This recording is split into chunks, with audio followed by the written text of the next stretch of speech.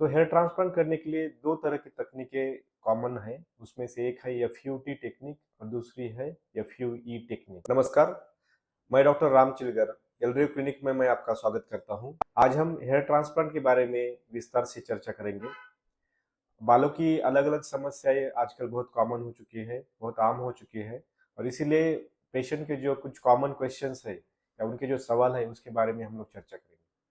तो काफी पेशेंट्स को ये सवाल रहता है कि मुख्यतः हेयर ट्रांसप्लांट की कौन सी तकनीक ज्यादा पॉपुलर है। तो हेयर ट्रांसप्लांट करने के लिए दो तरह की तकनीकें कॉमन है। उसमें से एक है एफयूटी टेक्निक और दूसरी है एफयूई टेक्निक। एफयूटी टेक्निक में का जो डोनर एरिया है, यानी सर का जो पिछला भाग है, यहाँ का भाग, तो यहाँ से हम लोग स्ट्रिप निकालते हैं और उसमें से एक एक बाल आगे गंजे जहाँ पे गंजापन है वहाँ पे ट्रांसप्लांट। तो ये टेक्निक पहले बहुत कॉमन थी, लेकिन अभी इसकी पॉपुलैरिटी कम हो चुकी है क्योंकि इसमें थोड़ा दर्द भी होता है और टाकू का जो निशान है वो रहता है। तो जो दूसरी टेक्निक है उसको बोलते हैं एफयूई टेक्निक। तो ये एफयूई टेक्निक आजकल ज़्यादा पसंद की जाने वाली टेक्निक है और पूरे वर्ल्ड में इसको ज़्यादा तो मान्यता मिली है। तो ये टेक्निक में डोनर एरिया है सर का, तो उसमें से एक एक सिंगल सिंगल फॉलिकल या बाल निकालते हैं रूट के साथ में, और वो बाल हम लोग जो गंजापन है वहाँ पे हम लोग ट्रांसप्लांट करते हैं।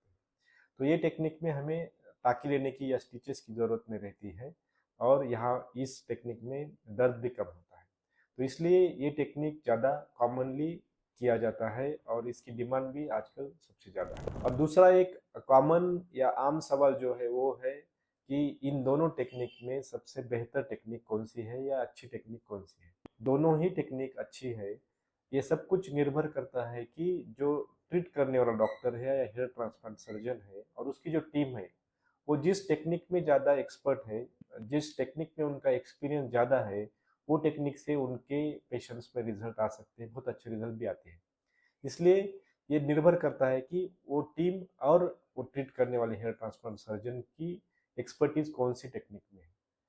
फिर भी मैंने जैसे पहले बताया कि एफयूई टेक्निक आजकल सबसे ज़्यादा पसंद की जाने वाली टेक्निक है और सभी पेशेंट का इसी के बारे में डिमांड भी है और वर्ल्ड में भी सबसे कॉमन। काफ़ी पेशेंट पूछते हैं कि हेयर ट्रांसप्लांट का मतलब क्या है। उन्होंने तो सुना रहता है, यूट्यूब में देखा रहता है कि हेयर ट्रांसप्लांट करते हैं, लेकिन हेयर ट्रांसप्लांट में एक्चुअली क्या किया जाता है, ये प्रोसीजर कैसी होती है, इसके बारे में काफ़ी पेशेंट के मन में सवाल रहता है। तो हेयर ट्रांसप्लांट एक सर्जिकल प्रोसीजर है, या उसे ऑपरेशन भी बोल सकते हैं, सर्जिकल ऑपरेशन। और इसमें आपका सर का जो पिछला हिस्सा है, जहाँ पे आपके कितना भी पेशेंट गंजा रहेगा तो भी पिछला जो हिस्सा है वहाँ पे बाल रहते हैं। तो पिछले हिस्से को जहाँ पे बाल है उसको हम लोग डोनर एरिया बोलते हैं या उसे सेफ एरिया भी बोलते हैं। तो ये डोनर एरिया से हेयर ट्रांसप्लांट में हम वहाँ पे अनास्थेसिया देते हैं और वहाँ से हम लोग एक एक बाल निकाल के वो जहाँ पे गंजापन है वहाँ पे ट्रांसप्लांट करते हैं, यानी वहाँ पे उसको शिफ्ट कर देते हैं। तो ये प्रोसीजर यहाँ से जहाँ पे डोनर है वहाँ से बाल निकालना और फिर जहाँ पे गंजापन है वहाँ पे वो बालों को अच्छी तरह से ट्रांसप्लांट करना, ये प्रोसीजर हेयर ट्रांसप्लांट में की जाती है। तो ये सर्जिकल प्रोसीजर है, इसमें अनास्थेसिया देना पड़ता है और अनास्थेसिया दिया तो दर्द भी नहीं होता है।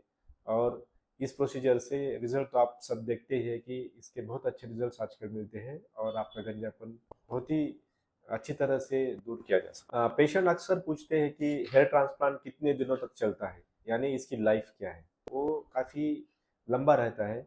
जैसे हम खुद देखते हैं कि पिछले एक 15 सालों से जो हमने हेयर ट्रांसप्लांट किया, जब चालू किया था तब से अभी भी पेशेंट्स के बाल बहुत अच्छी तरह से मेंटेन है और कोई प्रॉब्लम नहीं आया है। दूसरी एक बहुत ज़रूरी बात यह है कि आप जब हेयर ट्रांसप्लांट करेंगे तो सेफ एरिया से अगर बाल लेते हैं, सेफ एरिया यानी आपका सर का पिछला भाग, वहाँ से अगर बाल लेते हैं तो ये बाल यूजुअली जाते नहीं है, ये हमेशा रहते हैं। और उसके बाद में जो आपके ओरिजिनल बाल है, यानी यहाँ पे जो आपके ओरिजिनल बाल है, वो बाल आपके आपके एज के हिसाब से, आपकी उम्र के हिसाब से वो जा सकते हैं, वहाँ पे गंजापन और बढ़ सकता है। हालांकि आपके जो ट्रांसप्लांटेड बाल है, यानी यहाँ से निकाल के आगे लगाए हुए बाल हैं, वो बाल नहीं जाएंगे। देखा जाए तो हेयर ट्रांसप्लांट करने के बाद में हेयर ट्रांसप्लांटेड बाल आपके ऑलमोस्ट 20, 25, 30 साल तक भी अच्छी तरह से रहते हैं। इसके बाद में और एक ज़रूरी सवाल पेशेंट अक्सर पूछते हैं, वो है कि हेयर ट्रांसप्लांट का खर्चा कितना है, यानी उन्हें हेयर ट्रांसप्लांट के लिए टोटल एक्सपेंसेस कितना आ सकता है। तो हेयर ट्रांसप्लांट का खर्चा अलग अलग तरह से होता है वो सिटी के हिसाब से या फिर कंट्री वाइज भी चेंज हो जाता है। जैसे कि आप बाहर के देशों में करेंगे तो इसकी जो एक्सपेंसेस है वो बहुत ज़्यादा है, वही आप इंडिया में करेंगे तो एक्सपेंसेस कम है। और मेट्रो सिटीज़ में और फिर आपके टीयर टू सिटी में उसके एक्सपेंसेस भी चेंज होते हैं। लेकिन फिर भी एक एवरेज निकाला जो देखा जाता है कि हेयर ट्रांसप्लांट जो खर्चा है वो एक 50,000 से लेके 1.5-2 लाख तक इंडिया में होता है। और एक बहुत ही महत्वपूर्ण सवाल पेशेंट अक्सर पूछते हैं वो है कि हेयर ट्रांसप्लांट के बाद में खाना कैसा चाहिए और किस तरह का खाना उन्होंने खाना चाहिए।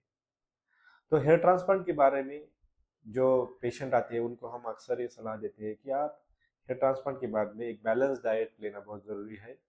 और बैलेंस डाइट मतलब आपके जो डाइट है उसमें आप प्रोटीन्स, कार्बोहाइड्रेट्स, उसके बाद में फैट, इस सभी का एक बैलेंस रहना ज़रूरी है। हम एडवाइस नहीं करते कि आप बहुत हाई प्रोटीन डाइट ले लो या फिर लो कार्बोहाइड्रेट डाइट ले लो, ये हेयर ट्रांसप्लांट के लिए एडवाइजेबल नहीं है। और हेयर ट्रांसप्लांट के लिए जो एडवाइजेबल है वो है बैलेंस डाइट, यानी उसका equitable position of the all the जो इंग्रेडिएंट्स है, यानी फैट, प्रोटीन और कार्बोहाइड्रेट, मिनरल्स, विटामिन, ये भी अच्छी तरह से मिलना चाहिए आपके खाने से। और वो मिलने के लिए आपको फ्रूट्स, उसके बाद में नट्स, इनका भी सेवन अच्छी तरह से करना चाहिए। वेजिटेबल्स आपने रेगुलरली खाना चाहिए। और उसके साथ में आपके बॉडी को, आपके शरीर को अच्छी तरह से रेस्ट मिलना भी बहुत ज़रूरी है। कम से कम 5 से 7 घंटे तक आपकी रेस्ट होना भी ज़रूरी है, तभी आपके हर पेशी को वो न्यूट्रिएंट्स आपको अच्छी तरह से पहुंच सकते हैं और हेयर ट्रांसप्लांट का जो रिजल्ट है बहुत अच्छी तरह से आ सकता है। एलरियो क्लिनिक में हम 2013 से हेयर ट्रांसप्लांट की जो प्रोसीजर्स है वो करते हैं। हमें काफ़ी पेशेंट्स हेयर लॉस के बारे में भी आके मिलते हैं और हेयर ट्रांसप्लांट भी करते हैं। इसमें से काफ़ी पेशेंट्स जो छत्रपति संभाजी नगर है वहाँ के आजू बाजू के एरिया से हैं, और एनआरआई पेशेंट भी हमारे पास काफ़ी आते हैं। इन सभी पेशेंट्स का हम लोग ट्रीटमेंट एफयूई टेक्निक से करते हैं, क्योंकि यही टेक्निक आजकल ज़्यादा डिमांड में है और हमारी टीम और मैं भी इसमें एक्सपर्ट हूँ।